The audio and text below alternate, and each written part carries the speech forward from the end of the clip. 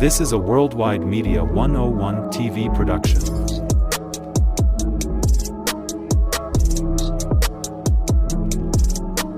This is a Worldwide Media 101 TV production. There is no loyalty in the street life, number one. Number two, don't be afraid of the peer pressure. Don't be scared to say no. Yeah. Walk away from it, because there are two things that await people at the end of the day who's in the street life. That's death or prison. Yeah. That's the only two things that's going to await you when you're in that game. You may be getting away today. You may get away tomorrow. You may get away next week or next month. But the feds are watching. Yeah. The informants are doing their jobs. They have what you call seal indictments. Well, I can get indicted today, and they'll wait next year to come and arrest me. Yeah. They'll wait to build up on me, build up. So those guys who are on the street, who step in, females and all, committing these crimes, it's time to stop now and find something to invest in, because eventually you're going to get caught. Yeah. You're going to go to jail. And I tell a lot of people this. I was blessed to go to while I was in the Fed, to live good. I've never been extorted. Nobody never dropped me. Nobody never jacked me. I never got beat up. I never got jumped on. I never got ran off a yard. None of this stuff. But who's to say this won't happen to the next person? Yeah. Because I've seen guys, right, be in their cell, chilling. The homies get paperwork, find out they cooperated, run down the cell with their knives, get up, go to the shoot. Can I put on clothes? No. They got on their boxing drawers, a pair of boots. Don't pack no stuff, leave all your pictures, all your personal stuff, leave it in that locker, get off the compound. So I've seen guys take that walk of shame up the compound with no shirt on, a pair of boxing drawers, and a pair of boots on, go. I've seen people get humiliated in prison. So a lot of people don't know what goes on behind the walls. The penitentiary is actually a wall, and the only thing you look up is the sky, and you see the birds, the eagles, or whatever flying over you. You don't see no cars, none of that, because you in the penitentiary behind a wall. Right. When we go to meetings, you'll see cars and people walking and stuff like that. The medium, the low, in the camp. But when you're in that penitentiary, you're not seeing none of that stuff. But a lot of people, it's not worth it, because if you say you love your family, and I know a lot of people say, man, I'm hustling to feed the family. Yeah. And I get that. However, it has to come to a point where you say, you know what? If you've been hustling this long and you haven't reached a certain point, well, it's not for you. That's number one. Number two, if you've been hustling and you have reached this point, then it's time to say, you know what? Let me give it up right now while I have a chance. Because either them feds or them jack boys watching you. You put your family at risk, your love, your wife, your girlfriend, your children, you put all of them at risk when you playing this game. My mother was shot while I was in this game. Wow. Yeah, that's how my movie started. That's how my movie gonna start. Wow. My movie gonna start with my mother getting shot. That's how my movie gonna start. Like I said, my movie based on a true story. Yeah. But I'm gonna add some stuff, because I want to have 8. This first season gonna have 8 episodes.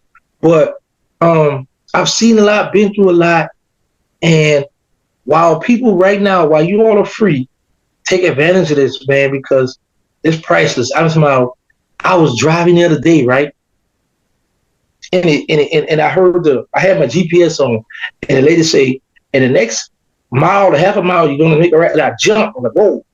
I said, I'm really free, because I remember being on a Greyhound. I keep saying a Greyhound. I remember being on a prison bus, shackled, leg irons on, handcuffed, riding on the highway, just looking at cars, seeing what's new, saying, man, I can't wait till these shackles are broke and I'm driving my car. And I got that. And I was like, wow, this is a beautiful feeling. So my advice to people too, when you're on the highway, when you're stuck in traffic, or when you're at the airport, you're stuck in the airport, my motto will always be, I would rather be stuck in this traffic or stuck in the airport than to be stuck in a jail cell. So you got to be patient. Yeah. You have to be patient, or for the youngsters, the materialistic stuff. That's all it is, materialistic, because when you dead and gone, or when you in prison, yeah, the next person's gonna get it. yeah. The next man up, the next person's gonna get it. Yeah. So a lot of stuff, man, you gotta learn to do without, or be patient. If it's for you, it's what I learned. Whatever God have for you, you're gonna get it. Whatever not there for you, you're not getting it. That's just point blank, period. And like I said, I am just so happy and thankful that I'm able to share my story with a lot of people, because I really lived a life. My best friends, who I love like brothers, one was with me. We was together when he was killed. I just escaped. I got away. The other one had just dropped me off. I went inside, took a shower. As soon as I put on my pajamas to lay down, I get a call. He just got killed. Mm-hmm. The last hot boy, I was on the phone with him, hung up. A few minutes later, called back to the street. He just got killed. So I was either with my people or just talked to my best friend when they were killed, when they were murdered. Wow. So I say it's just the peer pressure.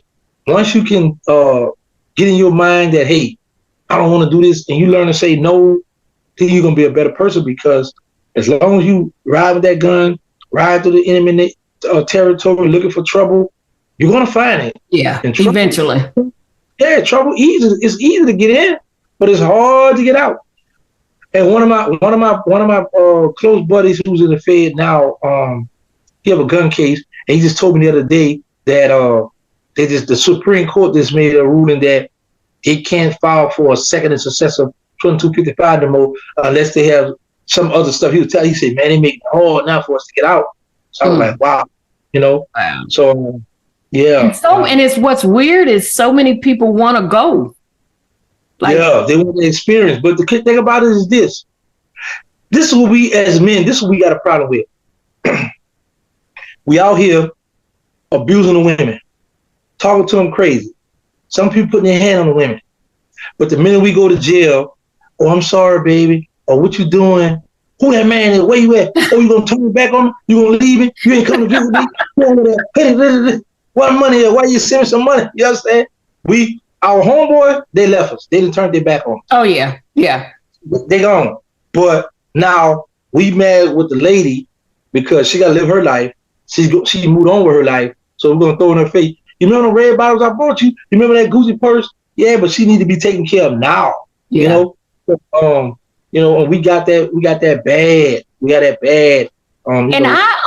You mentioned something that I've always thought about. So, with the whole no snitching. So, so you don't snitch. Again, I'm a civilian. So you don't snitch, you go to jail, you do the time. But the people who you're not telling on, they're not there for you anymore. So I just spoke on this the other day in one of my channels where I said, because Bruce was like, man, you stand up for the streets, or Kodak, man, you represent the street, you stand up for the streets, man, you weren't supposed to do that, so you for the streets. So I say, you know what? People always say you stand up for the streets, you represent the streets, but the minute you go to jail, the streets don't send you a dime in Chinese money. No. So you're loyal to the streets, but the streets not loyal to you. There you have it, fam. I hope you guys enjoyed part 7 of Terrance Gangsta Williams' tell-all interview. Please stay tuned for part 8.